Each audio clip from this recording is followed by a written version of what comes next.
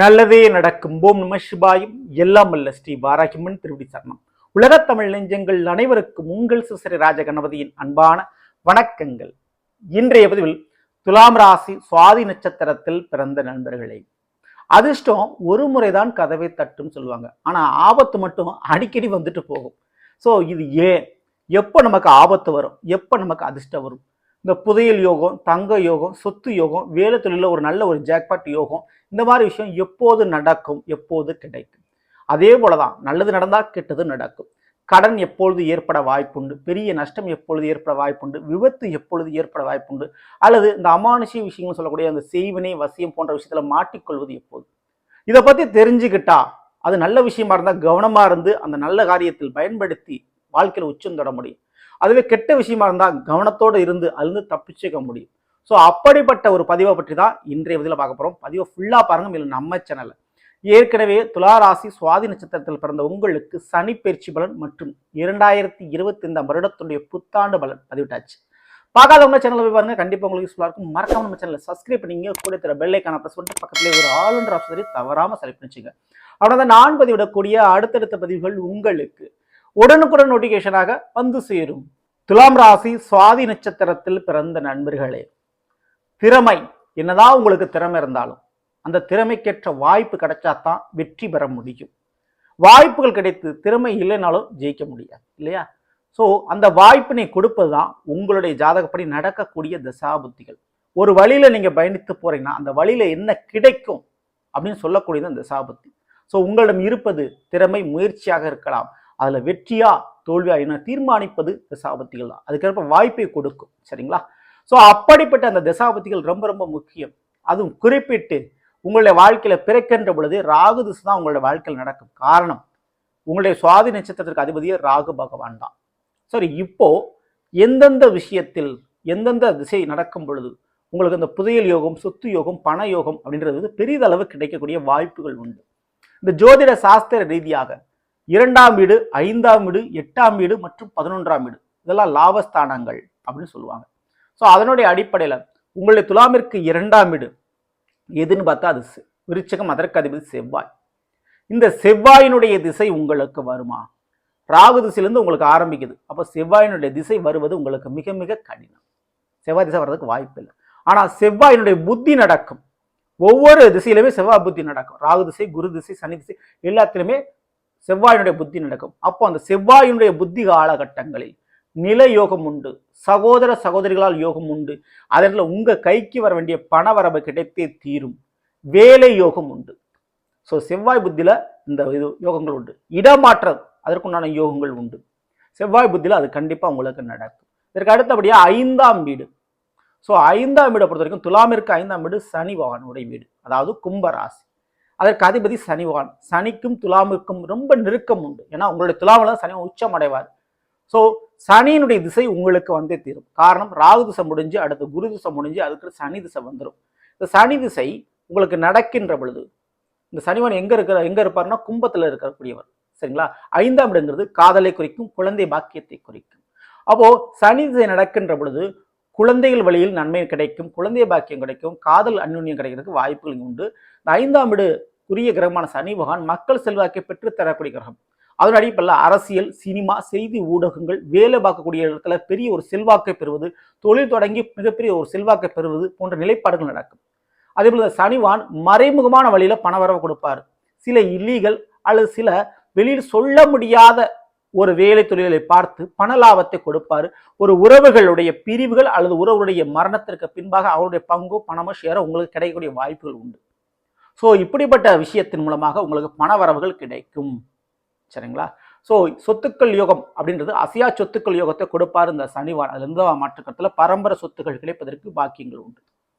இதற்கு அப்புறம் 8ஆம் வீடு, துலாமிற்கு 8ஆம் வீடு எதுன்னு பார்த்தா அது ரிஷபம். அதற்கு அதுவே சுக்கிர பகவான். உங்களுடைய துலா ராசிக்கும் இந்த சுக்கிர பகவான் தான் அதிபதி. இந்த 8ஆம் வீடு பணபர ஸ்தானம், ஆயுள் ஸ்தானம், வம்பு வழக்கு, கோர்ட்டு கேசு பிரச்சனைகளை கொடுக்கக்கூடிய ஒரு ஸ்தானம். ஸோ இப்போ நம்ம பார்க்கக்கூடியது பணவரவு மட்டும் பார்ப்போம். ஸோ 8ஆம் வீடு அப்படின்றதுனால 8க்கு அதிபதி சுக்கிரனாக இருப்பதால் வாழ்க்கை துணையின் வழியில் பணவரவு கிடைப்பதற்கு வாய்ப்பு உண்டு.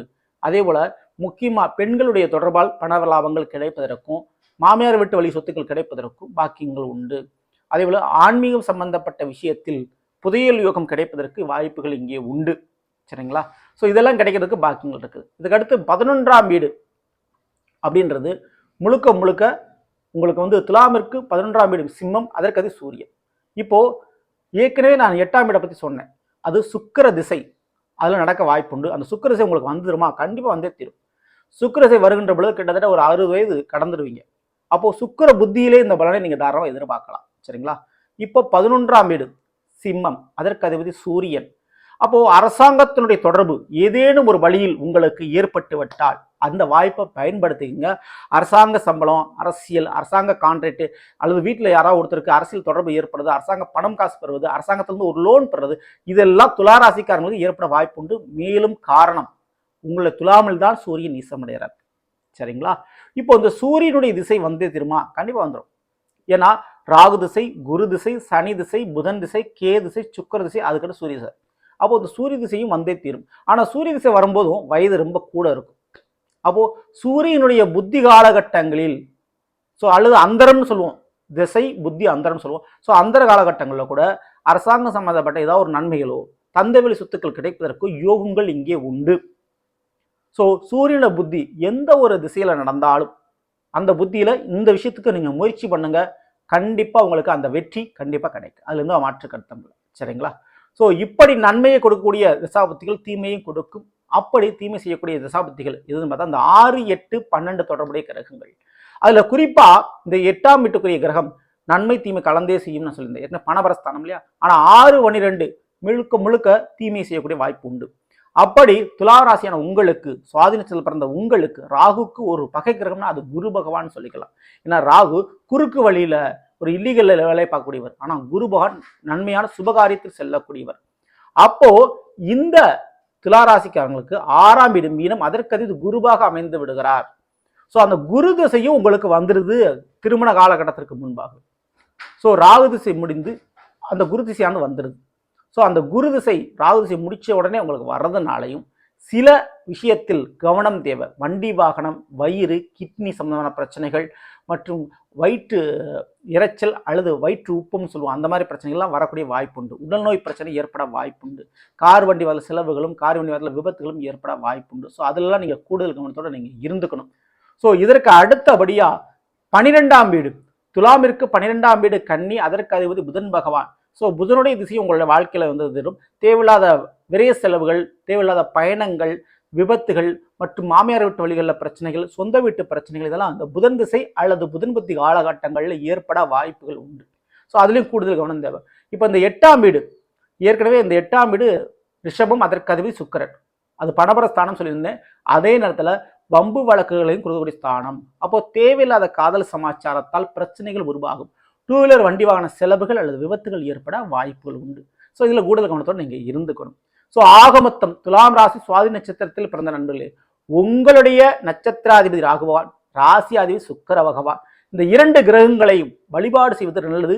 அதுவும் குறிப்பிட்டு ராகு கால நேரத்தில் பெண் தெய்வ வழிபாடு, துர்க்கை அல்லது காளிகாம்பாளுடைய வழிபாடு செருவியது ரொம்ப ரொம்ப சிறப்பு. அதுவும் வெள்ளிக்கிழமை வழிபாடு பல காரியங்களில் உங்களுக்கு வெற்றியும் பெயர் புகழையும் லாபத்தையும் பெற்றுத்தரும். குறிப்பிட்டு ஒரு பணம் காசு பிரச்சனை அப்படின்னா துர்க்கையும் காளியம்மனுக்கும் ராகு கால நேரத்தில் தேன் அபிஷேகம் செய்யுங்க. திருமண காரியங்கள், குழந்தை பாக்கியங்கள் அப்படின்ற நினைப்பு இருந்தால் அதில் மஞ்சள் அபிஷேகம் மற்றும் சந்தன அபிஷேகம் செய்யுங்க. கண்டிப்பாக உங்களுக்கு அந்த காரியம் நிறைவு. ஸோ நல்லது. நாம் இந்த துளாராசி சுவாதி நட்சத்திரத்தில் பிறந்தவர்களுக்குரிய பலனை பற்றி பார்த்து நிச்சயமா உங்களுக்கு வெல்வதற்கு பிடிச்சிருந்த லைக்கும் நண்பர்களுக்கும் உறவினர்களுக்கும் மறக்காமல் ஷேர் செய்யுங்கள். இதுவரை நம்முடைய சேனலை சப்ஸ்கிரைப் பண்ணாமல் சப்ஸ்கிரைப் பண்ணிங்க. கூட தர பெல்லைக்கான பிரஸ் பண்ணிட்டு பக்கத்தில் ஒரு ஆளுன்ற ஆப்ஷனை தவறாமல் செலக்ட் பண்ணிச்சுங்க. மேலும் அடுத்து நிற்போம். நன்றி, வணக்கம். நல்லதே நடக்கும். ஓம் நம சிவாயம். எல்லாம் உள்ள ஸ்ரீ வாராகியம்மன் திருவடி சரணம்.